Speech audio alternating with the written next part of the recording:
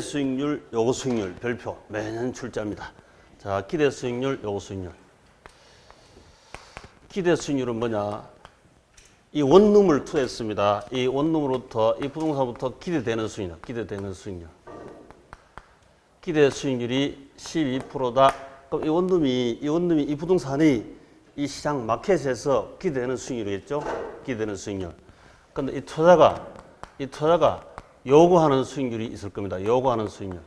요구하는 수익률은 10%인데 기대 수익률이 12%라면 이 부동산이 기대 이상이죠. 기대 이상. 기대 이상은 투자한다 안 한다? 한다. 자, 여기서 이제 기대 수익률이라고 하는 뜻이 뭐냐? 요구 수익률이라는 뜻이 뭐냐? 이것도 시험 나옵니다. 그래서 일단 봐야 되는데요. 자, 기대 수익률은 요놈은 내부 수익률 이렇게도 부르고 내부.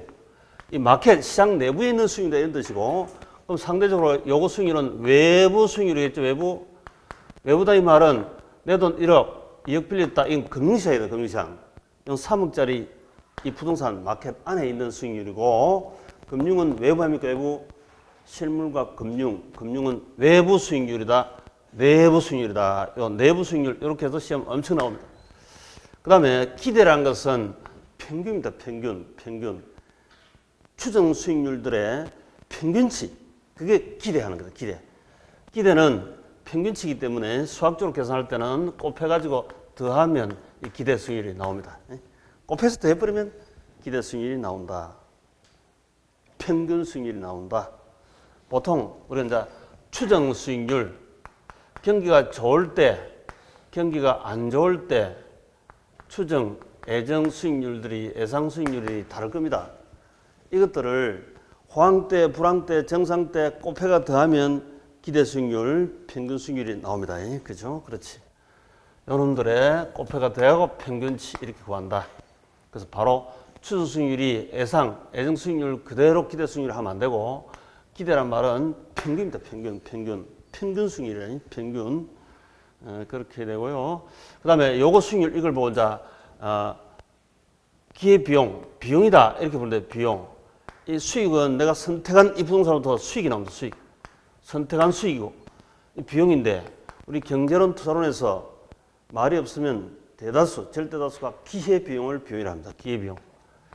기회비용, 이 비용인데요. 수익이 당연히 비용보다 커야 되는 거죠. 그죠? 커야 되지. 그래야 베팅을 하지. 자, 기회비용이라고 하는 중요 용어가 나오는데요. 기회비용. 우리 과거에 뭐 이전 수익도 기회비용이다 이런 말도 했고, 곳곳에 사실은 기회비용이 많이 들어가 있습니다. 그래서 간단히 다시 한번 보면, 내가 A 부동산을 투자할 때는 12% 수익률이 나오고, B 부동산은 10%가 나오고, C 부동산은 9%가 나오고, 기타. 이거 이하돼. 다른 모든 것이 일정할 때, 책은 단순화되어 있죠. 다른 모든 것이 일정할 때 어느 걸 투자하는 게 제일 좋다? 당연 A지. 다른 모든 것이 일정하다고 했기 때문에. 책은 이렇게 나오니까 너무 단순 무식한 게 책이다 이랬습니다. 예를부터 단순 무식한 예로부터 유식을 배웁니다. 타산지식으로. 그게 사실 교과서입니다. 교과서. 전 교과서 다 그렇지. 현실은 뭐 교과서대로 안 되는 것도 많잖아요. 그래서 여기 다른 모든 일정하다 이거 전제로 까기 때문에 책은 심플합니다. 그러면 다른 B, C, D 나머지 부동산 투자는 다 포기했잖아요. 포기한 것 중에서 제일 좋은 거 그게 기회비용인데, 기회, 포기로 인한 부담되는 비용 이 말이거든요. 기회, 포기로 인한 부담되는 비용, 기회비용이라고 합니다. 기회비용. 실제 투자할 때는 저 기회비용 개념을 제일 많이 씁니다. 투자할 때는. 그래서 요거 수익률 얘를 제일 많이 쓰죠. 컨설팅에서 투자자의 요거 수익률을 구해줄 수 있는 능력, 이게 실력입니다. 저게 이제 막강한 실력이 있는 거죠. 전 세계적으로 이제 가장 실력이 있다고 인정되는 큰 기업은 맥킨지 컨설팅 그룹, BCG 이런 게 있잖아요. 그 있듯이 컨설팅 요거 수익률을 잘 구해주는 겁니다. 요거 수익률. 자, 그렇다면 이거 포기한 것 중에서 제일 좋은 게 몇 프로입니까? 포기한 것 중에서 10%. 이게 기회비용이라, 기회비용. 그래서 이게 요거 수익률이 10% 기회비용이고 바로 제일 좋은 12% 이렇게 된 거예요. 자기도 요거 수익률을 잘 모를 때가 많습니다. 투자자가 요구하는 수익률은 주관적입니까? 객관적입니까? 주관적 요구 수익률이고, 이거 기대 수익률은 주관적이다, 객관적이다. 시장 평균, 시장에 가면 다수 수요 공급자로부터 결정된 객관적인 평균 기대 수익률이니까 이건 객관적이다, 객관적. 객관적 수익률이다. 주관적, 객관적. 근데 이 주관적도 자기 주관적으로가 잘 평가 안 돼요. 남편한테 요구하는 걸 자기도 잘 모른다니까 주관적으로 휩쓸려 있으면 너무 과욕 부려가지고 맨날 남편 닥달을 받고 이렇게 하잖아, 쓸데없이. 이건 요구할 건 요구하고 요구하지 않을 건 안 해야 되는데 자기도 뭘 이만큼 요구해야 될지 잘 모릅니다, 실제 투자도. 그래서 이게 전문가 통해서 컨설팅한 이게 필요하기도 하죠. 정신병원에서 한 번씩 가야 됩니다, 정신병원에. 우리 한국은 정신병원 가는 거 상당히 이상하게 생각하는데 그게 자연스러운 컨설팅입니다, 컨설팅. 그래서 요게 이제 요구 수익률. 요걸 A를 선택하면 요구 수익률이 기회 비회니까 요게 수익이죠. 수익이 12%고 비용이 10%야. 빼면 2% 남죠. 플러스 이 잘했다, 합리적이다, 이성적이다 이렇게 불러요. 그런데 만약에 C를 선택했다면 포기문구 중에서 제일 좋은 거는 몇 프로다? C를 선택했다면 포기문구 중에서 제일 좋은 건 몇 프로입니까? 12%. 이놈이죠, 그죠? 이놈. 요놈이 기회비율이에요, 이놈이. 기회, 포기로 인한 부담되는 비용. 얘가 부담스럽잖아요.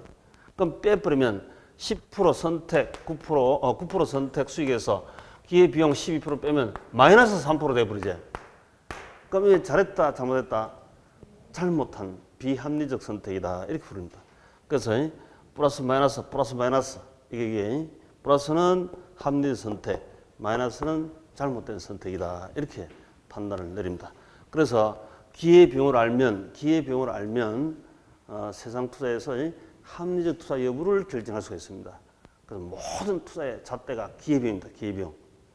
저희도 이제 공주에서 공부하는 이유가 공주에서 원래 공부한다고 10월 27일까지 열공한다 이렇게 선택하고 나니까 다른 거 포기문구 많죠. 포기문구 중에서 제일 좋은 그게 나에게 기회비용 부담으로 와닿고 지금 공부를 하고 계십니다. 근데 공주회사인 선택한 것보다도 더 좋은 게 있으면 당연 던집으로 가야 되죠. 공주에서 공부가 합리적 선택 같으면 잘했다. 기회비용은 조금 부담이 적어지겠죠. 이렇게 되는 것이. 그래서 무슨 투자에도 기회비용이라는 게 저게 바로 그 투자의 잣대, 평가, 잣대로 드리는 게 기회비용입니다. 그 다음에 이 요구 수익률은 최소 요구 수익률이겠습니까? 최대 요구 수익률이겠습니까? 최소죠, 최소. 최대 걔가 시험 출제를 했지. 최대가 아니고 최소다. 남편한테 최소 요구합니까? 최대 요구합니까? 최소 10% 기대 이상 나와야 한다. 이런 뜻이죠. 최소 요구 수익률입니다. 최소 요구 수익률이지. 최대가 아니지. 최소 요구 수익률일 수밖에 없잖아. 최대 요구하는 걸 요구하는 게 아니야. 최소 이거 이상 해주세요. 이렇게 요구합니다. 그래서 이 용어가 시험 나오기도 하고, 이거 두 개, 이걸 구하세요 하는 것도 계산형 시험 잘 나옵니다. 자, 우측에 계산형 봅시다. Q. 가상적 아파트 투자 사업에 대해서 미래 경제 환경 조건에 따라 추정된 수익률, 추정 밑에다가 예상을 하나 적어봅니다. 예상 이렇게 써도 되고, 예상. 추정, 예상 같은 말이에요. 추정 수익률, 예상 수익률 그 자체가 기대 수익률이 아닙니다. 항상 주의하시고, 책이 다 그려져 있습니다만은 전국에 책 틀린 게 엄청 많을 겁니다. 이 책이 틀린 게 가장 적을 거예요. 학교로는 틀린 게 너무 많습니다. 자, 그러시면 이제 추정 수익률의 예상치 아래 같다 가정할 경우 기대 수익률 구하세요. 비관적일 가능성이 20%인데 그때 추정 예상 수익률이 4%고 정상 8%이고 낙관일 때 13%다. 4%, 8%, 13%. 자, 이거는 수익률이니까 그대로 퍼센트 이렇게 붙여주면 되는데, 그 다음 각각의 발생 확률이 20%, 60%, 20%죠. 자, 20%는 0.2 맞습니까? 0.2. 60%는 얼마다? 0.6 이렇게 소중을 바꾸면 20%는 당연 0.2다 이렇게 혹시 이 바꾸기가 벅차면 그냥 곱해버려. 그냥 곱해버려. 우르륵, 우리 어차피 객관식이니까 그냥 옆으로 쭉 곱해보면 이게 4, 2, 8 하면 이게 얼마 됩니까? 80이 되지. 이 곱하면 8, 6, 8, 2, 48, 4, 6, 80 되잖아요. 이게 곱하면 26이 되죠. 그래가지고 더해가지고 나누기 100 하면 돼. 나누기 100 하면 돼. 우르륵 곱하면 주관식 그래 치면 무조건 틀립니다. 틀린데 비논리적이지만 어쨌거나 단순하게 근데요 이걸 20%를 0.2라고 이거 전환하는 게 어려우면 그렇게 하시고 60%가 얼마다? 소수로 0.6 이게 편하시면 이렇게 하는 게 정확합니다. 빠르고 실제 20%가 0.2 맞죠? 그 옆에다가 시험지 옆에다가 그렇게 딱 적어놓고 요거 0.2 해가 0.2 곱하기 4 하면 얼마다? 4의 20%는 0.8이겠죠. 4보다 훨씬 적겠지. 8 하면 안 되고 4의 20%니까 4보다 훨씬 적을 거 아닙니까? 4, 2, 8, 0.8이지. 그 다음에 8 곱하기 0.6 이는 얼마다? 6, 8이 4.8입니다. 8의 60%니까 8보다 적은 숫자가 나와야 되죠. 고마 8개 중에서 60% 먹었다. 4.8개 먹었다. 이 말이지. 그 다음에 13 곱하기 0.2 이건 뭐다? 고마 13개의 20%는 2.6개죠. 2.6개 이렇게 됩니다. 그래서 이걸 더하면 이게 답이니까. 자, 그래서 얼마다? 88429 2 올라가니까 8.2% 이렇게 되지. 8.2%. 객관식 바쁘니까 퍼센트는 안 쓰더라도 좋습니다. 퍼센트 이거 원래 논리적으로 하면 이렇게 퍼센트가 이렇게 내려와도 되고 바쁘면 안 내려도 됩니다. 그대로 0.8, 4.8, 2.6, 8.2다 이렇게 하면 되지. 근데 이제 이미 이게 버거워 가지고 여기 숙달된 부분은 아까 말씀드린 대로 4, 2, 8, 80 요거 6, 8, 2, 48, 4, 6, 80, 13 곱하기 20 하면 230, 260이지. 그거 다 합쳐가지고 나누기 100 이렇게 해도 됩니다. 그냥 그대로. 그래도 되는데, 가능한, 이렇게 합시다. 20%는 0.2고, 60%는 0.6이고, 20%는 0.2다. 곱해가 더해부르면 답이다. 곱해가고, 곱해서 이제 더하면 이게 답이다. 곱해서 더하면 답이다. 자, 이 곱해서 더하는 것이 한 번만 곱해서 됐는데요. 우리 2번 곱해서 더하는 것도 시험 나오고, 3번 곱해서 더하는 것도, 4번 곱해서 더하는 것도 시험 나옵니다. 4번 곱해서 더하면 완전 노가다다, 노가다.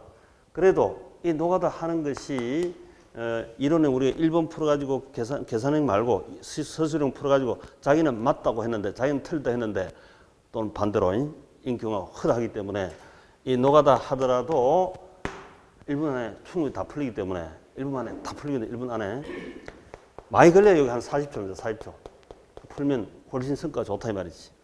보통 이제 이거 하면 이렇게 나올 때는 요거 몇 초 만에 풀 수 있다 이거? 10초? 15초? 그 15초 풀면 15초 안에 풀면 계산을 15초에 풀었다 이 말은 평균 1분씩 풀어야 되는데 시간 전략도 되고 점수도 확실하게 얻고 그 일거양득이랬지. 일거양득. 그 합계론을 먼저 풀어야 되지 민법 먼저 풀면 잘 안 됩니다. 계산형을 안 풀고 그러시면 안 되고요. 그러면 한 몇 년 공부 가는 경우가 허다해요. 생고생 많이 하시니까. 계산형이 있기 때문에 계산형은 시간 전략 특정 받치니까 이게 먼저 스피드하게 풀 수 있으니까 합계론을 먼저 풀어야지. 그렇죠. 그럼 이제 민법 풀 시간도 더 충분해지고 민법 풀 때 5분, 10분 뻔히 줘도 돼요. 그래도 점수가 많이 나온다니까. 네. 그래서 제1과목의 학계론, 그 다음 민법, 이렇게 두 과목 묶어서 100분 시험 치죠. 1차 100분. 100분이니까 원래 따지면 1분 15초 평균이지만, 뭐 한 1분 안에 푼다 이렇게 생각하시고, 나중에 시험 푸는 전략 전번에 말씀드렸지 싶은데, 1차. 결혼하고, 민법하고, 이게 40문제, 과목별 다 40문제니까 40문제.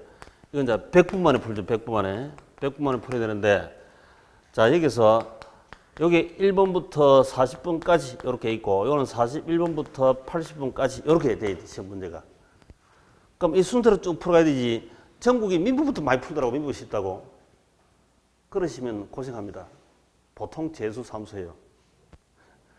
지금 저하고 정상적으로 계산형 뭐 이렇게 정상으로 가면 이 순서로 푸는 게 훨씬 편하고, 이 순서로 쭉 가시면 여기서 35문제를 선택해 가지고 35분에 이렇게 풀면 돼요. 학개론을. 계산형이 워낙 시간 절약되니까 이렇게 된다니까. 다른 사람 못 풀지만 이렇게 풀어 가지고 그럼 35분이죠. 민법은 35개 골라 가지고 한 40분 풀면 돼. 그러면 시간 100분에서 75분이니까 25분 남습니까? 25분. 25분은 15분은 다시 한번 아까 남겨둔 거라든지 긴가민가한 거 다시 한번 체크하시고 15분 동안. 그다음 마지막 5분 타임.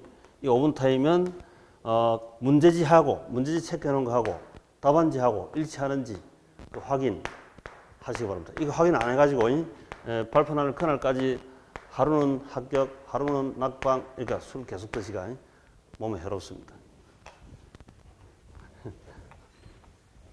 평소 모의고사 칠 때 이렇게 훈련 트레이닝 해놓으면 자연스럽게 됩니다. 그래서 민법부터 먼저 푼다 그러지 마시고 일반적으로 지금 알려진 그거 정반대입니다. 꼭 그렇게 하셔야 됩니다. 자, 그 다음 넘기시가. 저 225페이지 맨 아래. 자, 225페이지 맨 아래 보시니까 기대 수익률, 요구 수익률이 있습니다. 자, 기대 수익률이 이렇게 크면 이 부동산 괜찮죠? 괜찮으니까 시장판에 읽어보니 시장에 가보니까 수요자가 많잖아요. 사는 사람 많지. 사는 사람 많으면 이 시장 가격이 올라갑니까? 내려갑니까? 올라가지. 3억짜리 원룸이 3억 1천, 3억 2천, 3억 3천 점점 올라갑니다. 그럼 비싸게 사면 많이 남는다, 적게 남는다? 자, 뭘 사더라도 싸게 사가 비싸게 팔면 차이 남죠? 그 생각에 미리 팍 와 있어야 돼. 책도 똑같아. 싸게 사가 비싸게 팔면 많이 남지. 다 아시잖아요. 그럼 싸게 사야 되는데 3억 주고 사야 되는데 3억 1천, 3억 2천, 3억 3천 비싸게 사면 많이 남습니까? 적게 남습니까? 가격 비싸게 사면 적게 남죠. 기대 수익률이 떨어지잖아요. 기대 수익률이다 이만 남는 돈인데 남는 돈 수익률이 떨어집니다. 이게 시험 나온다. 이게. 여기까지 내려갈 필요도 없이 이렇게 바라면 돼요. 높은 자리에 있으면 내려올리만 남았습니까? 더 올라갈 자리가 있다 없다? 가격이 높으면 내려올릴 밖에 없잖아요. 11%, 10.5%, 10%. 10% 딱 되면 이제 균형 수익률이다. 이렇게 한다니까. 균형 수익률이다. 기대 수익률이 높으면 이게 우리 경제론에서는 PQ라 했지만 가격과 손했죠. 비싸면 내려올 밖에 없잖아요. 똑같아. 이 투자론에서는 수익률이 경제론의 가격과 똑같아요. 그래서 높이 있으면 내려오는 것밖에 없어. 이걸 올라간다 이렇게 해놓으면 X 틀린 거예요. 하락한다. 기대 수익률이 하락한다. 이렇게 하면 돼. 논리적으로는 이렇게 거쳐가지만 논리 사이에 논리 바로 비약으로 결론적으로 바로 해도 됩니다. 반대로. 요구 수익률이 기대 수익률이 8%고 요구 수익률이 10%입니다. 그러면 이 기대 수익률은 올라가겠습니까? 내려가겠습니까? 기대 수익률이 낮대. 낮으면 더 내려갈 데가 없잖아요. 올라갈 일밖에 없죠. 그래서 가격도 우리 경제론 공부할 때 이 가격이 더 싸면 올라갈 일밖에 없잖아요. 이것도 가격 비싸면 내려올 일밖에 없듯이 똑같아. 그래서 올라갑니다. 9%, 9.5%, 10% 균형까지 올라간다 이지. 그래서 이걸 점차 기대 수익률이 상승한다 이래야 되고, 쟤는 기대 수익률이 점차 하락한다 이래야 맞는 답이다.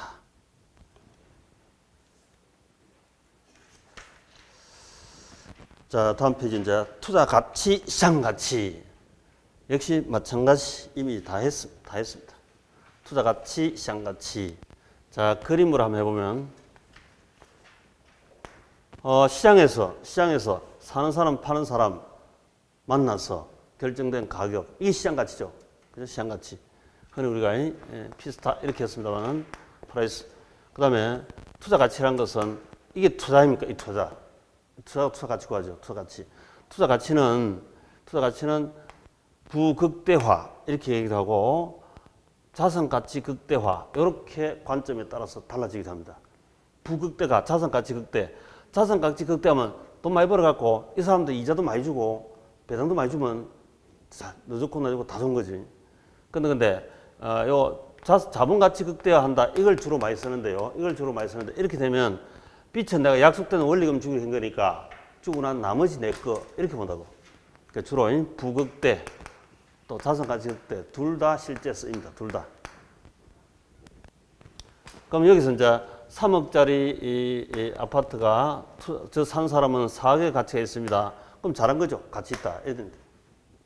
그래서 투자 가치가 시장 가치보다 커야 한다 이 말이지.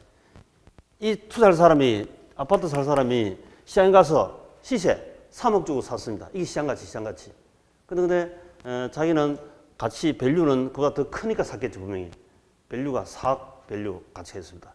그래서 나도 남고 이 판 사람도 보니까 2억 주고 샀대. 2억 주고 코스트가 2억 떨어진다. 2억 떨어지면 2억 주고 산 거 3억에 팔았으니까 파는 사람 지도 남고 산 사람이 3억 주고 샀지만 4억의 가치가 있으니까 나도 남고 이렇게 된 거지. 이렇게 윈윈한다. 이렇게 하시라고 경제학 아버지 아담 스미스가 얘기를 했습니다. 근데 이 말 안 듣고 틈만 나면 사기치려고 손님 호주머니 돈만 뺏어먹으려고 하는 바람에 전국에 사람 보면 다 이상한 사람을 보여. 정상적인 사람이 아니고. 자, 그 다음에 투자자 태도. 자, 본인의 태도가 어떤지 한번 봅시다. 본인의 태도가 어떻게 생겼는지 봅시다. 투자자 태도. 본인도 당연히 투자이죠. 자, 우측에 보면 위험 회피형 별표. 위험 선호 추구, 위험 중립형 세 가지 유형이 있습니다. 자, 우리 투자론에서는 수익선을 뭐란다? 수익선. 수익률이죠. 경제론에서는 수익선이 각이잖아요. 수평선은 뭐란다? 수량인데, 경제론은 수량인데, 얘는 투자론입니다. 투자론에서는 뭐란다? 위험량이죠, 위험량. 수익선은 수익률이고, 뭐 이거밖에, 이 두 놈밖에 없으니까 단순한 겁니다. 세상에 책같이 쉬운 게 없다니까. 근데 책 보면 책같이 어려운 게 없어. 하여튼 이해가 안 돼요. 무슨 소리인지. 수익선은 수익률, 수평선은 위험률, 이거밖에 없어. 투자론에서. 경제론에서는 수익선은 가격이고 수평선은 수익이다. 이거밖에 없었잖아요. 자, 여기서 이제 위험에 대한 태도. A란 부동산이 있고 B란 부동산이 있습니다. 자, 각자 자기 어떤 태도인지 판단을 빨리 해보시기 바랍니다. 자, A, B 부동산이 둘 다 수익률은 같죠. 근데 위험은 누가 낮다? A가 위험이 적고 B는 위험이 크죠. 어느 걸 선호하겠습니까? A를 선호한다. 그러면 이분을 보고 이분은 자, 위험 회피를 가죠. 위험 회피형. 기아이면 위험을 피하는 게 좋다. 이면 또 위험. 전부 다 A를 좋아했습니까? 그러면 우리 반에 있는 분은 이분들하고 위험 회피형이고 일반적, 합리적, 이성질을 합니다. 일반적으로 이렇습니다. 근데 강원랜드가 장사됩니까? 안 됩니까? 잘 되죠. 되니까 막 청탁해가 취업도 하고 막 하잖아요. 그럼 B를 좋아하는 사람도 있죠, 분명히. 강원랜드 가는 사람 손님이 많잖아요. 강원랜드 가면 기대 수익률도 안 나오고 수익도 아니고 사실 저 밑에 기대 손실입니다. 손실은 불구하고 위험 자체를 즐기잖아요. 게임을 즐기고 위험을 즐기고 파도 타고 목숨 걸고 제일 높은 산 올라다니고 이렇게 합니다. 그런 게 있죠. 그러면 B를 좋아하는 사람도 있다 없다 세상에? 세상엔 별 사람 다 있어요. 이런 분을 보고 뭐란다? 위험. 수익률을 같으면 위험 큰 것이 위험 적은 것보다 더 좋다 이 말이지. 이걸 보고 위험을 선호한다 이 말이지. 위험 선호 또는 추구. 위험 선호, 위험 추구해다 이렇게 부르는 거예요. 로또 복권을 일주일에 100만 원, 200만 원치, 1000만 원, 2천만 원치 사는 분도 위험 추구입니다.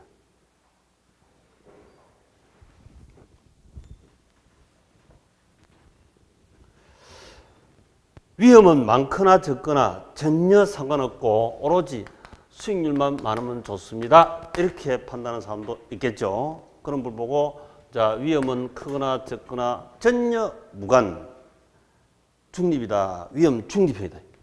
위험은 많거나 적거나 전혀 상관없습니다. 위험 중립형 이렇게 보죠. 위험 중립형.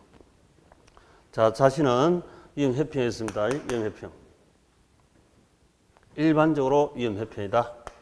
그런데 이 C 부동산의 여기 있습니다. 자, B하고 C하고 위험은 같습니다. 근데 수익은 B보다 C가 더 많죠. 어느 게 좋다?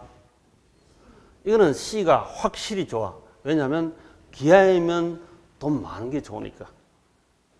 현실은 이 기하임이라는 전제가 엄청 어렵죠, 사실. 현실도 그런 말로는 그렇게 많이 하죠. 기하이면 돈 많은 게 좋다. 이런 말은 많이 하는데 이 기하임이라는 전제가 잘 안 되잖아요. 결혼 상대자가 돈 많은 사람인데 제트를 들고 다니고 야구방망이 들고 다니고 이상한 사람이고 이렇게하면 오늘 돈 없는 사람이 더 나을 수도 있거든, 현실은. 그런 전제가 되지만 교과서는 이렇게 단순하니까 다른 것이 동일하다면 위험이 동일하다면 수익률이 높은 게 좋다. 이렇게 단정을 지어도 되죠. 교과서는. 확실합니다. C가. 요거 우등이고 요거는 열등. C가 B를 지배한다. 이렇게 표현한다고. 그렇게 쓰는 게 이제 평균 분산 기계를 가지고 평균 분산. 이미 아시는 분도 계시지만 평균 분산. 자, 분산은 위험이고 평균은 수익입니다. 평균 수익. 수익과 위험 이거밖에 없다니까. 평균 분산 기준으로 당연히 평균 수익이 높은 C가 수익 낮은 B보다 위험은 분산은 같은데 위험은 같은데 평균 수익이 높으니까 우등, 열등 이렇게 부르죠. 지배한다 이렇게 얘기할 수 있고. 그런데 여기서 A하고 C하고 어느 걸 좋아하겠습니까? A하고 C하고.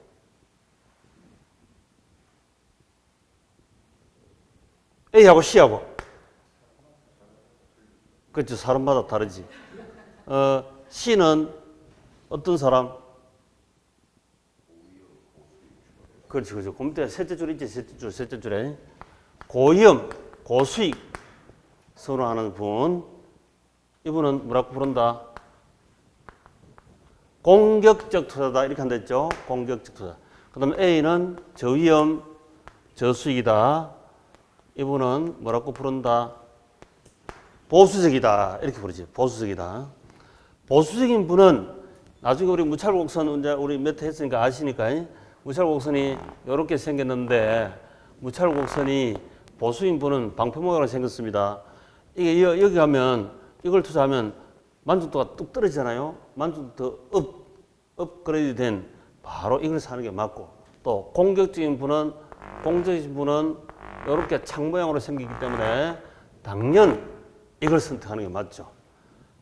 저 밑에 공격적인 분은 이걸 선택하면 만족도 한참 떨어져 보잖아요. 그래서 이걸 선택한다. 이렇게 되는 거지. 공격적, 보수적. 공격적, 보수적. 이렇게. 자, 그래서 우리 시험은 이게 설적 용어로 한번 출제한 적이 있습니다만은 별로 일반적이지 못하니까 출제 안 하는 게 원칙입니다. 그래서 위험 회평 중에서 공격적, 보수적, 이거는 아주 중요합니다. 근데 여기서 이렇게 또 많이 출제를 해요. 공격적인 사람이 보수인 사람을 지배한다. OX. X죠. 남자가 공격적입니까? 여자가 공격적입니까? 할매가 공격이다. 할배가 공격이다. 할매가 공격적이고 젊은 시절에 내 나이 들면 한번 보자. 나를 갖다가 완전히 한여 부르먹어가지고 두고 보자. 이를 두둑 갈고 나서는 나중에 할매가 공격적이 되고 할배가 보수적으로 바뀌겠지. 그렇죠? 그때는 이렇게 바뀝니다. 공격적인 사람이 보수적인 사람을 지배한다. 보수적인 사람이 공격적인 사람을 지배한다. 이렇게 하면 안 돼요. 남자가 여자를 지배한다. 여자가 남자를 지배한다. 그런 거 없습니다. 인간 위에 인간 없고 인간 아래 인간이 없습니다. 똑같아. 동등해.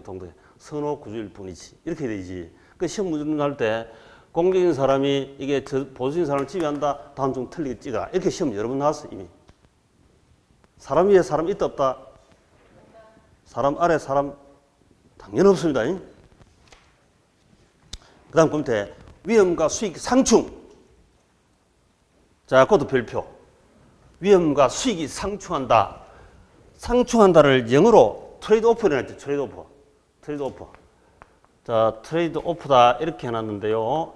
이걸 이제 사회과학에서 제일 많이 번역하는 게 상충입니다. 상충. 상세, 상반. 어쩌다가 쓰기도 하는데, 상충 관계다. 이율 배반 관계다. 이런 뜻인데, 우리 일상에서 많이 쓰고 있어요. 이율 배반 관계다. 가령해서 저위험이면 뭐다? 저수익이고, 고위험이면 고수익이잖아요. 근데 위험은 많은 게 좋다, 적은 게 좋다? 적은 게 좋고, 수익은 많은 게 좋다. 그렇다면 저위험이면서 고수익을 먹고 싶잖아요. 이렇게 되면 대박인데 가령 언니 동생 사이에 언니는 맨날 동생한테 라면을 끓여오래. 갖다 바치래. 청소도 시키고. 그러면 자기가 위험을 안 지고 설거지도 안 하고 그죠? 라면도 안 끓이면서 맛있는 걸 자꾸 먹고 있잖아요. 그럼 대박이겠지. 언니는 대박이겠지. 동생은 쪽박이지. 쪽박이지. 이게 뭐야? 쪽박이겠지. 근데 이 이율 배반이지. 앞으로 네가 먹고 싶으면 네가 끓여 먹어라. 네가 설거지하고 청소도 하고 이렇게 할 거야. 그렇게 바꾸겠지. 그러면 이제 결국에는 이제 이게 고위험, 안고 고수익 이렇게 가는 게 정상입니다. 이게 정상이지. 언니가 동생한테 시키면 자꾸 매일 시키면 된다. 그럼 안 되지. 자기 할 건 자기 해야지. 그래서 고위험, 고수익 이게 정상이라고. 또 저위험은 동생은 라면 먹기 싫어요. 별로 안 좋아해요. 그러니까 안 끓여 먹기도 안 해. 그럼 안 먹고 설거지 안 하고 안 끓이면 되지. 그럼 저위험, 저수익 이게 정상이래. 정상. 이게 정상인데 대박이거나 쪽박이나 이게 비정상이지. 비정상. 그래서 대박 초과이윤 나오면 이게 결국 소멸해서 정상으로 돌아오고 손해보면 빠져나와가지고 결국 정상으로 돌아오고 이렇게 되지. 그 민법도 비통착 4강 이게 다 비정상입니다. 그 권리 주장함으로 해서 이렇게 정상으로 돌아가는 과정이죠.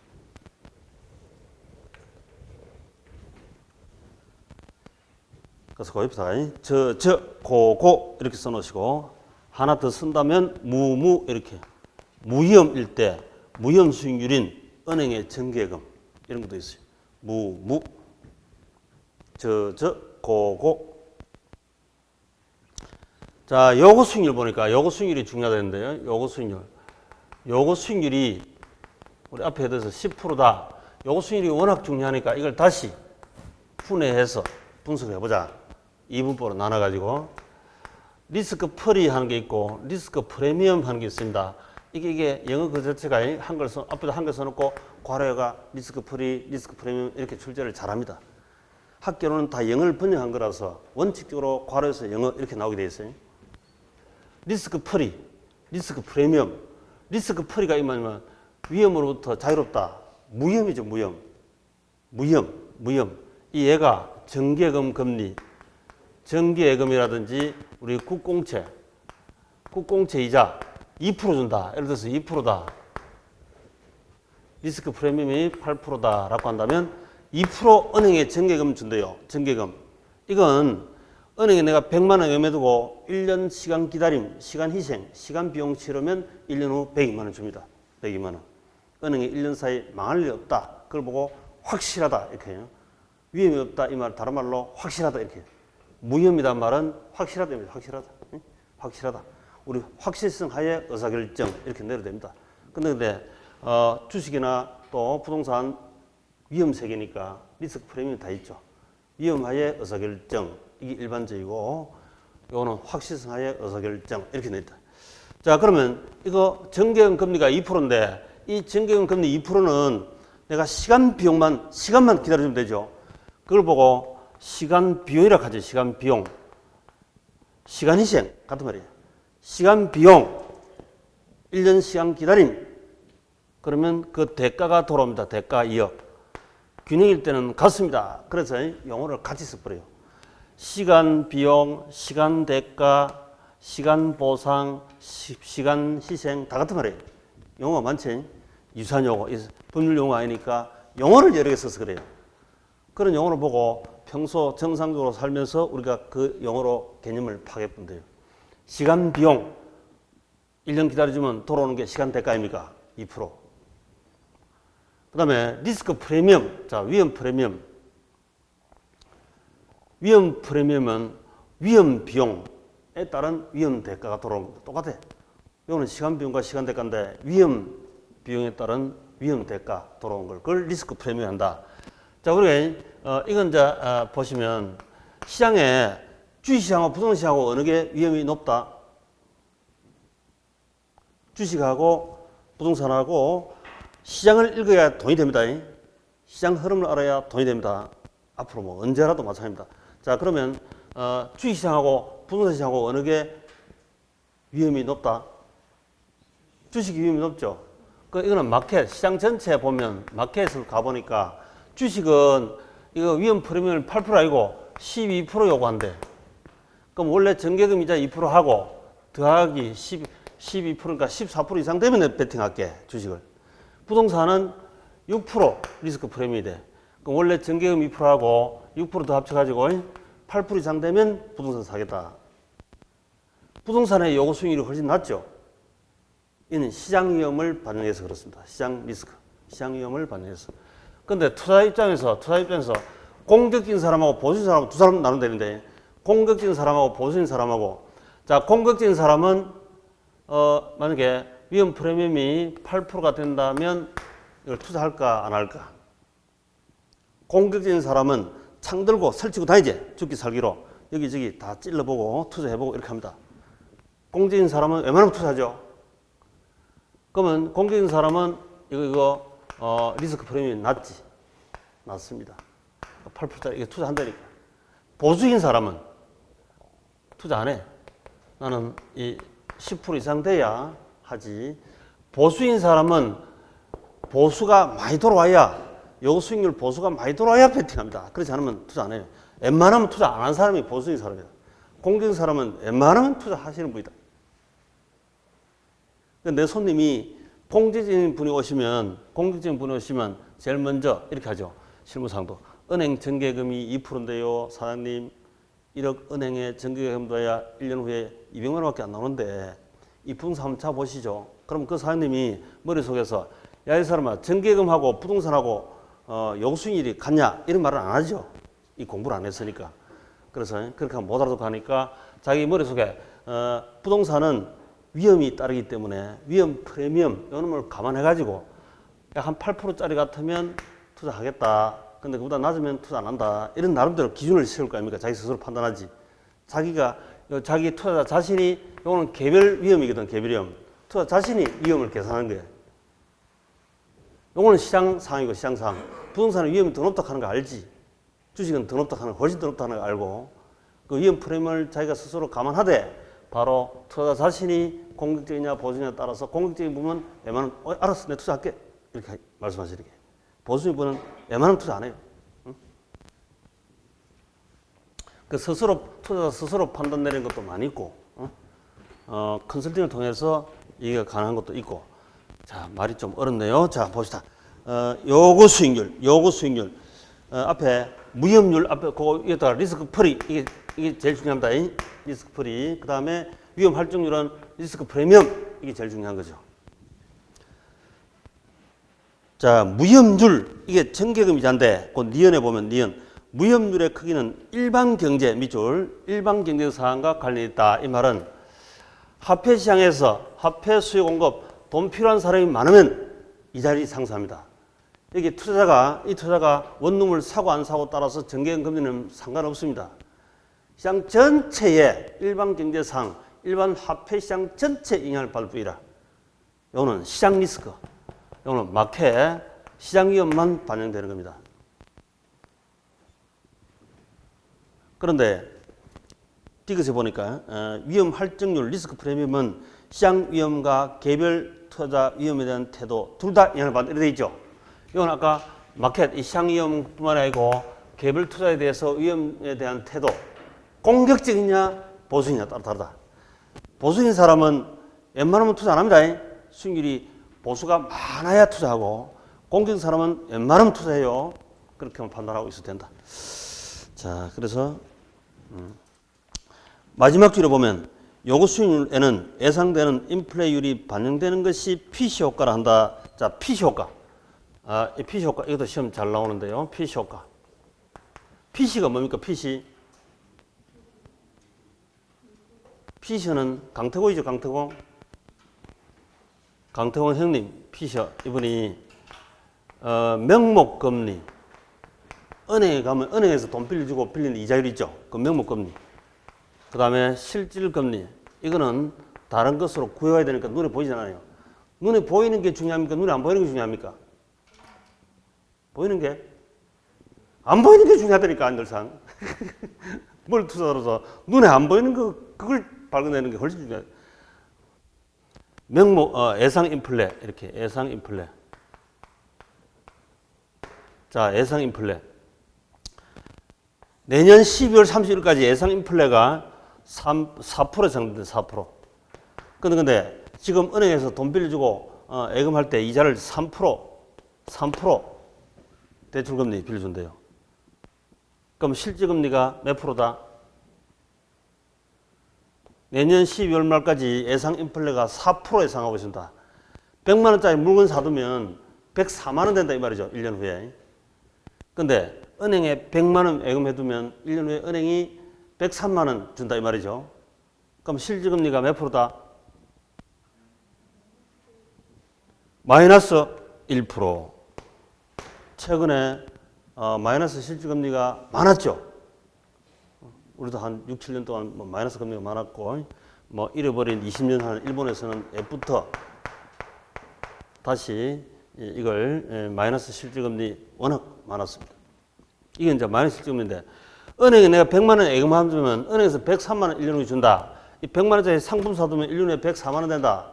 그럼 은행에 예금해두면 1% 적혀지죠. 은행에 내가 100만 원 예금하면 은행이 보관료 1% 떼간다. 이런 얘기야. 은행이 보관료 1% 떼간대. 그럼 기분 좋다 안 좋다? 안 좋으니까 은행 안 맡겨. 은행 안 맡겨. 빼내가지고 은행 돈 도로 빌려가지고 도로 빌리가 소비하고 부동산 사고 주식 사고 베팅하는 겁니다. 기업 운영하고. 그래서 실질금리가 마이너스가 되면 소비 투자로 돈을 써야 돼. 또 우리가 금리 가지고 우리 경제 예측 풍량계를 워낙 많이 쓰는데 실질금리가 마이너스는 은행 예금하면 안 돼요. 예금하면 안 돼. 은행 돈도 빼내가지고 부동산 사고 주식 사고 사업도 하고 소비도 하고 이렇게 써야 돼요. 은행 예금해두면 물건 사는 것보다 자동으로 화폐 가치가 떨어져 버려요. 이렇게 1년 지나면 1%씩 가치가 떨어지는 거예요. 명목성 금리는 소용없다니까. 실질금리가 제일 중요하다 어디라도.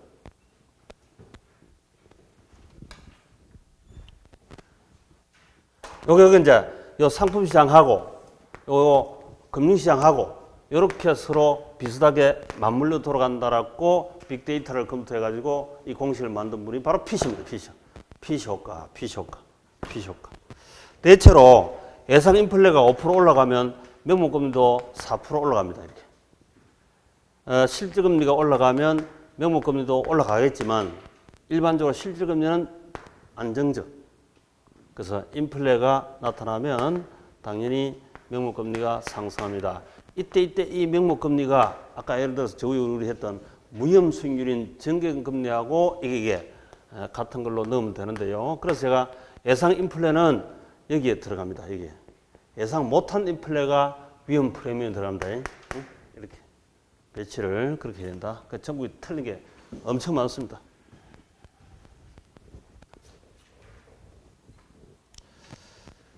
자, 피시 효과 시험 종종 나옵니다. 은전중에 나옵니다.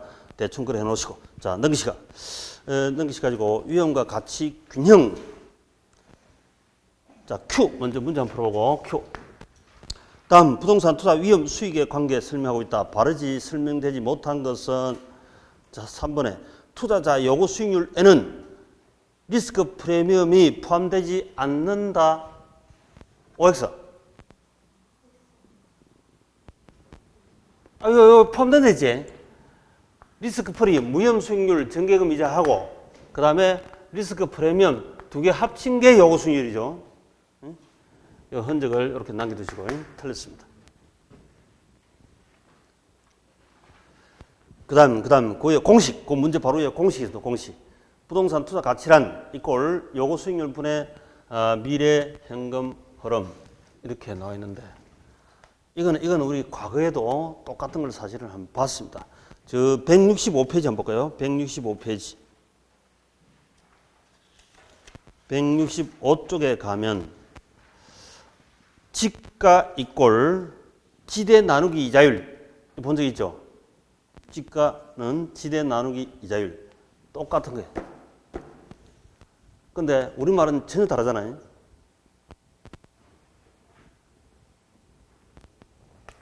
그때 예를 들어서 A 땅을 임대를 한다. 임대. 주차장을 임대합니다. 주차장 임대. 주차장 임대하면 1년 임대료가 2천만 원씩, 2천만 원씩. 보통 우리 최근 단순하니까 연 단위 이렇게 합니다. 실제는 월세겠지만 2천만 원, 2천만 원, 2천만 원 이렇게 받으면 땅은 부부 연계, 영속성 영원히 가죠. 그래서 이걸 보고 뭐라 했습니까? 같은 현금으로 보고 연금을 했죠. 연금. 연금은 연금인데 무한대 가는 걸 보고 무슨 연금을 한다? 무한 연금을 했지. 무한 연금 이렇게 보다. 무한 연금. 토지는 영속성 때문에 이런 무한 연금이라는 게 어쩌다 한 번씩 슬쩍 비춥니다. 무한 연금. 무한대로 2천만 원, 2천만 원, 2천만 원, 2천만 원 이렇게 되는 거예요. 만약에 이게 2천만 원이 10년 간다면 유한연금이죠. 그걸 우리 주로 쓰는 대상을 하는데, 이 무한대 가면 무한연금이란다. 무한연금. 용어가 두 개 있대. 유한연금, 무한연금. 이때. 무한연금에, 무한대에 가는 이거 현재 가치. 그게 바로 투자 가치고, 무한연금의 현재 가치. 이게 투자 가치고, 가치입니다. 가치. 미래 현금 유입의 현재 가치가 그게 바로 투자 가치입니다. 다 투자 가치. 내가 원룸을 사는데 10년간 임대하다가 팔 계획이래. 그럼 10년 동안 임대 소득 들어오고 10년 후에 매도가격이 들어올 거 아닙니까? 그 미래 현금 유입되는 현재 가치. 월세는 연금으로 하면 유한연금이고 10년간. 10년 후에 일시불 매도가 현재 가치. 그게 투자 가치라. 미래 돈 들어올 현재 가치. 그게 투자 가치거든. 투자 가치. 이걸 구하면 이게 이제 지가를 쓴다. 그때는 뭐라 했냐면 이게 지대고 지대. 토지 임대료 나누기 요구 수익률 이자율. 같은 말이에요. 여기 이제 지가, 토지 가격, 지가가 나옵니다. 이렇게 말씀드렸습니다. 마찬가지 이 현재 가치 이게 투자 가치라. 투자 가치. 이 땅의 투자 가치.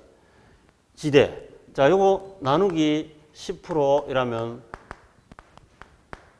2억짜리가 되죠. 2억짜리. 전에 이렇게 말씀드렸죠. 2억.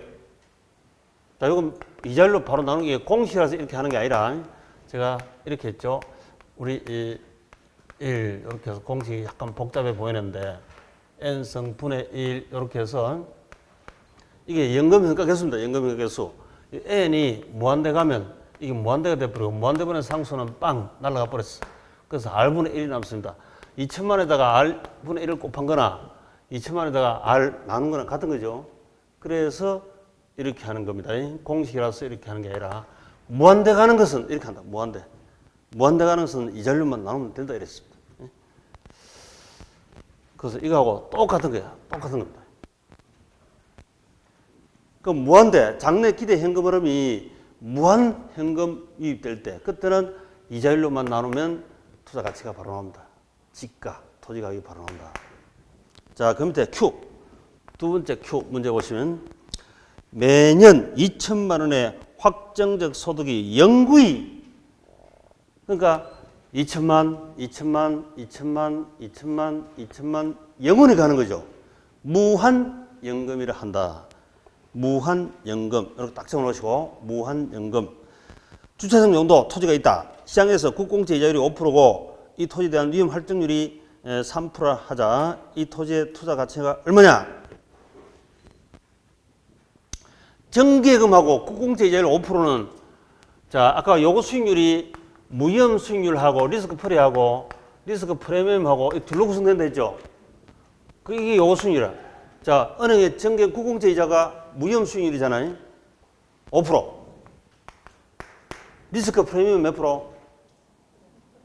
3%. 그 요구 수익률이 몇 프로다? 8%지, 8%. 그래서 2천만 나누기 8% 이러면 되지. 2천만 나누기 8%. 2천만 나누기 8% 계산 잘 안 되죠? 응? 계산기 뜨는데 8%, 이거 10% 같으면 금방 나올 텐데 8%에 8%. 2000 나누기 8. 그러면 객관식이니까 2호 이렇게 나올 거 아니야? 그럼 3번 답 이렇게 하면 되지. 2500. 2억 5천. 자, 2억 5천. 금방 우리 10%일 때는 2억인데 이 요수율이 낮아지니까 8% 낮아지니까 가치가 올라가는 거 맞죠? 분모가 작아지면 가치가 커지잖아요. 반대로. 그래서 2억 5천 이렇게 나옵니다. 자, 이런 걸 보고 이제 무한연금 현재 가치를 합니다. 거기다 딱 별표해놓고 하나 적어라요. 무한연금 현재 가치. 무한대. 연금은 연금인데 무한연금 현재 가치다. 현가다 이 말이죠. 현가. 현재 가치, 현가 이렇게 하면 된다.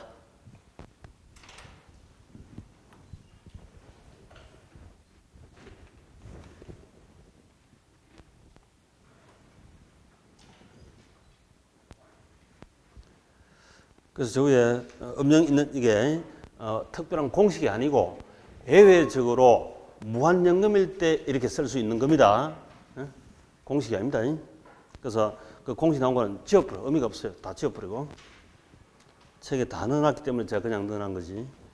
자, 우측에 이제 평균 분산, 위험과 수익 측정. 동그라미 2번 평균 분산법 별표. 평균 밑에다가 수익 쓰시고 분산 밑에다가 위험 이렇게 쓰시면 되죠. 그럼 다 됐지 뭐. 평균 수익, 분산 위험.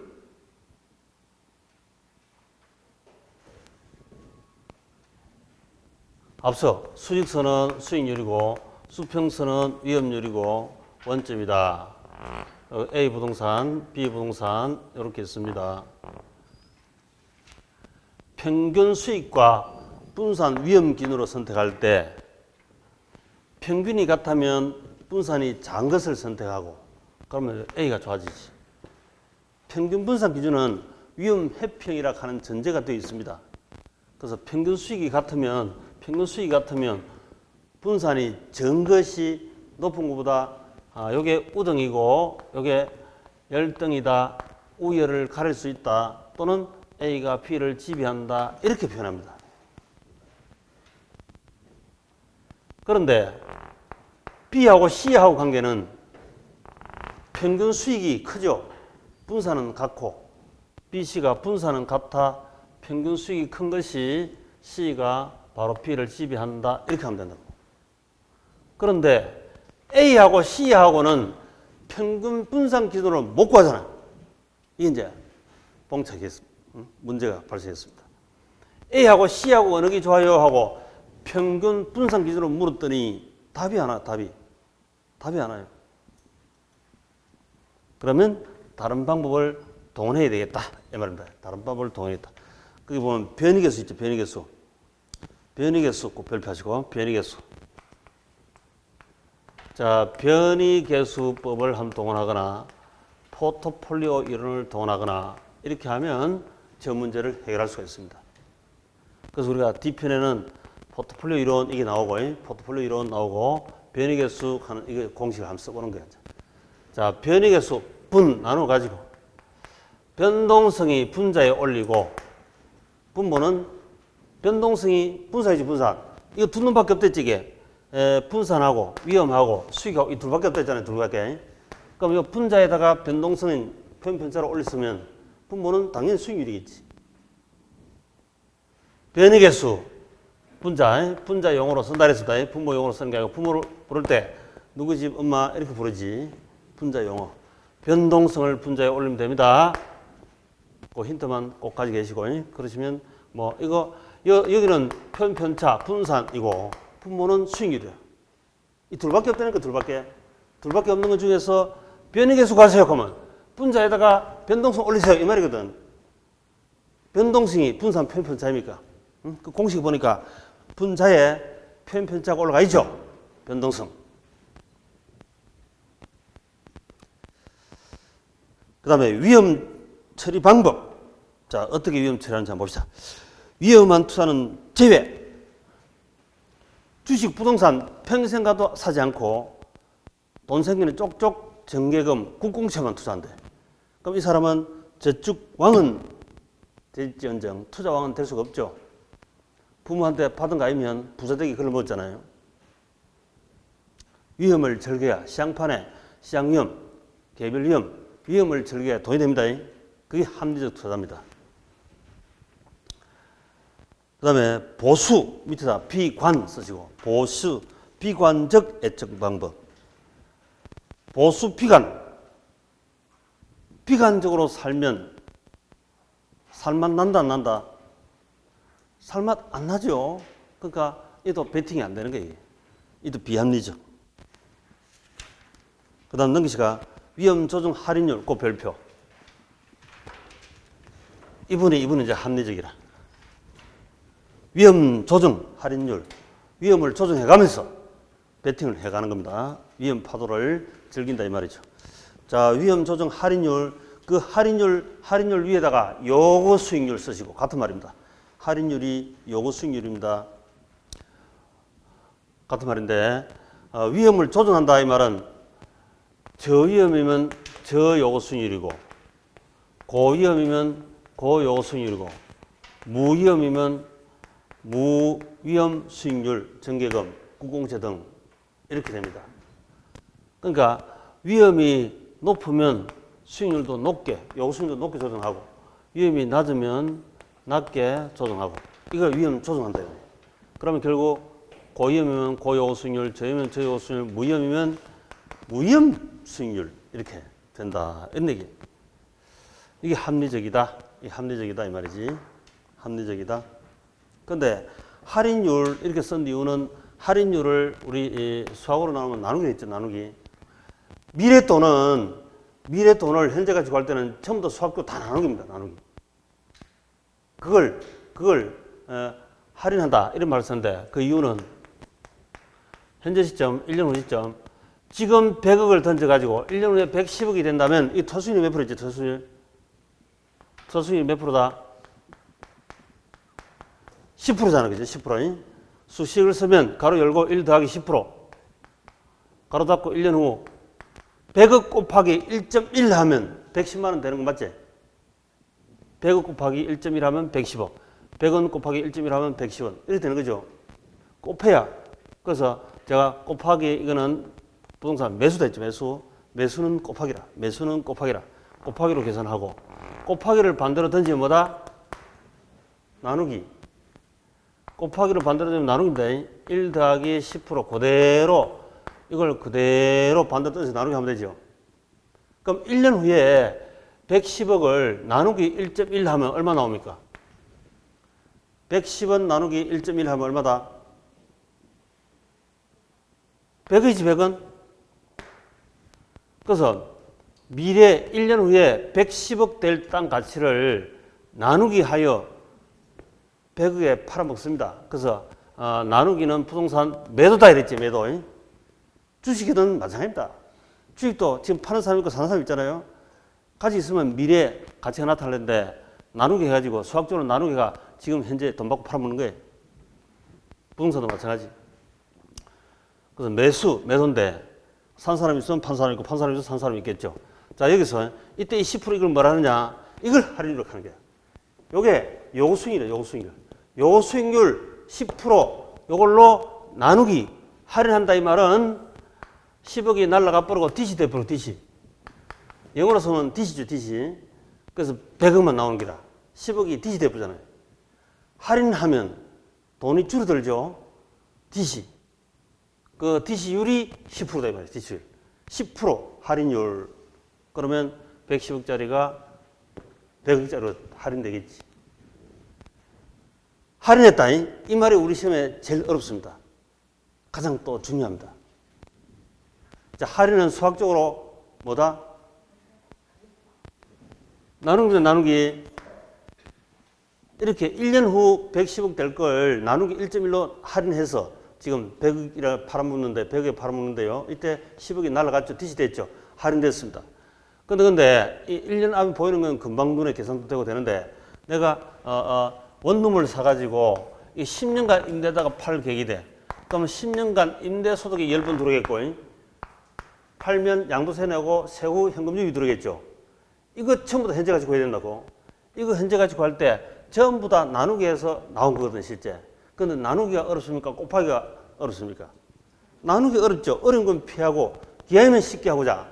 그래서 이게 만약에 2천만, 2천만, 2천만 이렇게 10번 들어온다면 이 연금식이니까 10년간 연금 평가 계속해서 그걸 곱해버리면 현재 가치 나오는 거라. 요거는 미래 일시불의 현재가 계속 곱하면 현재 가치 나오죠. 곱하기로 만들어 놓은 거예요. 전환시키는 거예요. 나누기를 곱하기로 전환시키는 작업을 많이 하고 있습니다. 이 책 속에 많이 있어요. 곱하기가 훨씬 쉬우니까. 곱하는 수를 상수로 했지 전에 투자를 할 때. 나누기 하는 이유인데 요것이 할인율 나누기 하면 어렵잖아요. 곱하기로 간단하게 쓰기 위해서 이렇게 전환시켜 놨어요. 전 세계에서. 이렇게 전환하니까 곱해가지고 현재 가치고 하는. 현재 가치는 원래 뜻은 다 하나하나 따져보면 다 나누기에서 현재 가치 구한 건데 간단하게 계산하기 위해서 곱하기 수로 만들어 놓은 겁니다. 그래서 미래 또는 다 나누기 할인하여 현재 가치 구한다. 이거 하나 꼭 좀 기억해 주시고. 그 다음에 민감도 분석. 자, 자기한테 제일 민감한 게 뭐죠?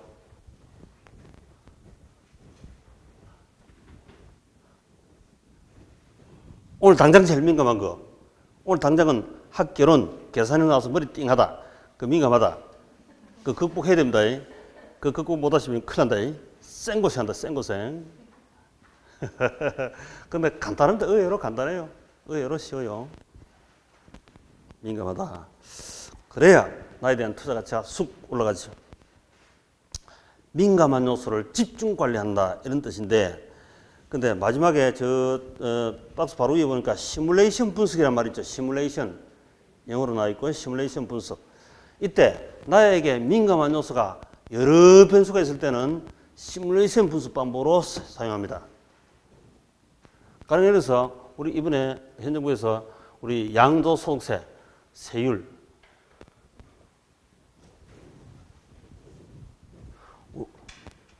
6%에서부터 7단계 초과 누진세에서 최고 몇 프로? 42%. 7단계 초과 누진세로 되어 있죠. 이게 그죠? 국회 통과해서 최종 시행이 되는데요. 이거 하기 전에 이렇게 했을 때 강남 부자들 돈을 얼마나 뺏어올 수 있을까? 그거 시뮬레이션입니다. 시뮬레이션. 시뮬레이션 돌려가지고 어느 정도 개연성이 있겠다 싶을 때 그때 이제 정책을 시행하는 거죠. 그럼 막상 해보니까 시뮬레이션이 맞다. 잘 안 맞는 기라. 그래서 오발탄이 생기고 이렇지. 정책이 실패가 생기고. 자, 우리 모의고사 치죠, 모의고사. 모의고사 내는 시뮬레이션입니다, 시뮬레이션. 본 시험 10월 27일 시험 치기 위해서 모의고사를 매달마다 시험 친다. 모의고사 쳐보면 그 변수를 감지를 할 수 있잖아요. 민감한 요소. 하다못해 펜을 AB펜 두 자루, 본펜 두 자루 이렇게 하는데 그거 안 작아요. 본펜도 동그랑 땡으로 바로바로 찍는 거하고 그냥 치대는 거하고 또 달라요. 점수가 차이 납니다. 또 시계도 이제 아날로그 시계를 가져야 손목시계 가져야 돼 있지. 전자시계는 우리 이 수능고사도 못 가져가 하니까 그 유사하게 따라갑니다. 왜? 이니 수능 다음으로 많으니까. 전자 손목시계 가면 커닝 하잖아, 커닝. 그죠? 그래서 아날로그 시계 보면서 바로바로 시험 친다든지. 이거 잘못 작년에 우리 저희 학원 수강생 중에서 제가 분명히 얘기를 했는데도 불구하고 탁자에 올리는 요만한 시계를 공동으로 5명이 구매했다네. 그 탁자에 탁 올려놓으니까 감독이 내려 감옥석 탔지. 전부 다 뺏겨버리지. 그래서 시계 쳐본다고 벽 쳐다보고 왔다 갔다 고객들은 이 때문에 잘 안 돼요. 그 민감한 요소가 많잖아, 그죠? 곳곳에. 그날 컨디션 따라서 뭐 5점, 10점 왔다 갔다 하기도 하고 아주 민감한 요소가 많습니다. 전날 뭐 예를 들어서 오왕천리가 무냐 안 무냐에 따라서 차이 날 수도 있고 레지틴 무냐 안 무냐에 따라서 차이 날 수도 있고요. 밥 잘 무냐 안 무냐에 따라 차이 납니다. 실제 다 나타난다고. 그런 민감한 요소를 여러 요소일 때는 시뮬레이션 기법으로 해야 돼요. 시뮬레이션 기법으로. 한 개 같으면 그냥 그대로 민감 분석 바로 하면 되는데 한 개가 있는 것이 아니라 여러 요소일 때는 시뮬레이션 기법으로 분석해 봅니다. 그 다음 그 밑에 위험 관리 방법에서 위험 증가 별표, 마지막 위험 통제 별표. 자, 위험을 증가해 봅니다. 증가. 그 보험이라고 되어 있죠. 보험. 문재인 케어. 뭐 한 22%는 실손보험이 있어야 되겠구나. 이런 의사협회에서 지금 야단났죠. 피켓 들고 깜빵 가도 좋다 하고 지금 이권 다툼이 있습니다. 보험이다. 내가 암보험 가입했습니다. 그런데 암 진단 받을 때 그러면 진단보험금 가입하고 나면 몇 푼 안 넣고 암보험료 뭐 5천만 원 타기도 하고 보험금을 1억이 타기도 하고 이렇게 있죠, 그죠? 보험 그렇다는데 그러면 이 암에 대한 위험을 보험회사에 전가한 거예요. 보험회사로부터 보험금을 탑니다. 보험회사에 위험 전가했다 이렇게 부릅니다. 내가 조그만 돈을 암보험료를 넣고 암 걸리면 보험회사가 큰 돈을 주잖아 나한테. 그렇죠? 그래서 위험을 보험회사에 전가했다 이렇게 불러요. 그런데 이 보험과 같은 부동산 쪽에는 이것도 우리 시험 나왔습니다. 출제했는데 부동산 쪽에는 앞으로 나올 가능성이 높은 것은 이제 이런 게 있는데요. 어번, 도시, 하우징, 주택, 개런티, 보증, 공사라고 하는 게 있어요. 도시, 주택, 보증, 공사 얘가 출제됩니다. 작년에 여기 관련 용어 하나 출제됐습니다. 우리 이 주택금융공사는 잘 알죠. 걔도 출제가 많이 되고 얘 속에도 얘가 보증을 많이 해요. 보증하는 게 엄청 많습니다. 나중에 부동산 실무가도 이걸 활용할 기회가 많을 거라고 앞으로.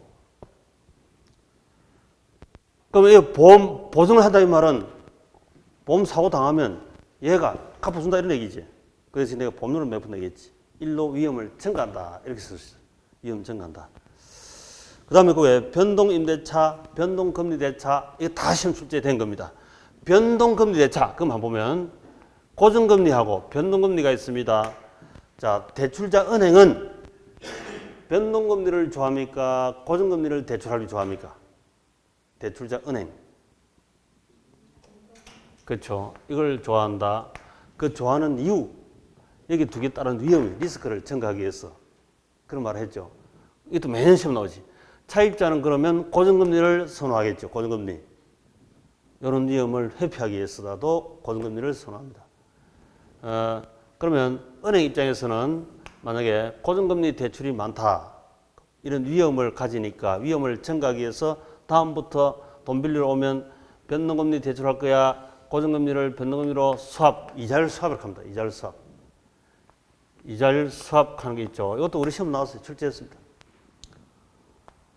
스와핑 하는 건 알죠? 스와핑. 응? 스와핑이 뭐지? 스와핑. 바꿔치기. 근데 이게 이제 우리말로는 스왑합니다. 스왑. 요게 학교에서 쓰는 말이고 스왑는 잘못된 말이다. 근데 그렇게 많이 쓰는 텔레비전 스왑은 스왑 이렇게 씁니다. 이자율 수합. 이자율 수합. 은행이 고정금리 대출이 많으면 은행이 위험을 많이 안고 있죠. 다음부터 빌려오면 또는 고정금리 대출한 사람을 미끼를 던져가지고 변동금리로 바꿔치기 하는 거야. 대출을. 그걸 보고 이자율 수합을 합니다. 워낙 많이 쓰고 있으니까. 실무상. 그럼 나는 이래야지. 나는 변동금리 차입했다가 고정금리로 차입으로 바꿔치기 해야죠. 그럼 나 입장, 차입자 입장에서는 이자율 수합인데 변동금리 차입은 변동성 위험을 내가 안고 있으니까 그걸 은행한테 전가시키기 위해서 나는 고정금리 차입 이렇게 바꿔야지. 그 다음에 위험 통제, 마지막에 위험 통제. 이 민감도 분석, 포트폴리오 분석이다.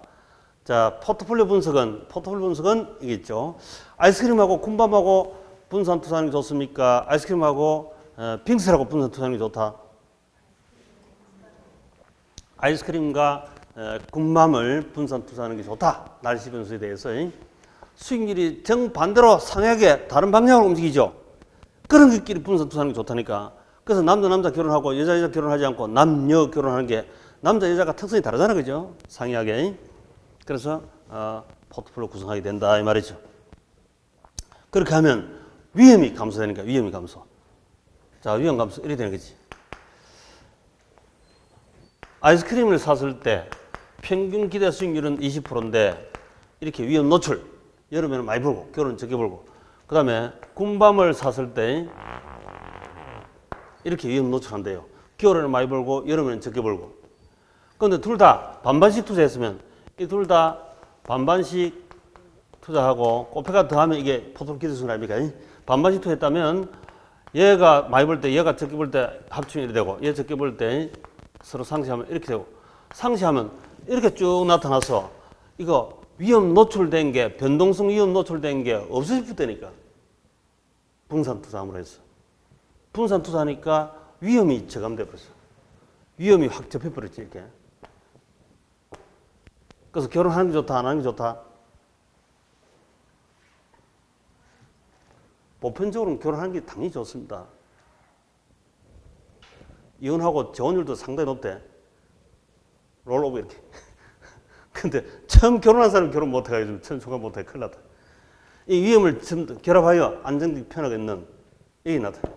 결합하여 안정적 편하게 얻는 이게 분산 투자인데 분산 투자해도 아이스크림도 20%고 군밤도 20% 똑같은 수익률이기 때문에 곱해가 더해도 이게 분산 투자해도 20%야 똑같은데 문제는 위험을 확 줄였잖아요. 이게 변동성 위험 노출된 걸 확 줄여버렸어요. 위험을 감소하면 아까 말씀드린 위험 회피형이 일반적이잖아요. 위험을 감소시키면 가치가 올라가죠. 그렇게 해서 분산 투자에서 가치를 높이는 거예요. 수익률을 높이려고 한 건 아닌데 위험을 줄임으로 하여 위험을 줄임으로 하여 분산 투자 통해서 가치를 높입니다. 이 가치. 그게 이제 위험 통제를 한다. 리스크 컨트롤. 포트폴리오 투자는 위험을 컨트롤한다. 바로 위험을 아이스크림의 위험 노출 컨트롤, 군밤 위험 노출 컨트롤해서 위험을 없애버리는 거예요. 이게 분산 투자, 분산 투자. 나 홀로 살 때 위험 노출, 너 홀로 살 때 위험 노출인데 결혼함으로 해서 그런 위험 노출을 변동성 위험 노출을 줄인다 이 말입니다.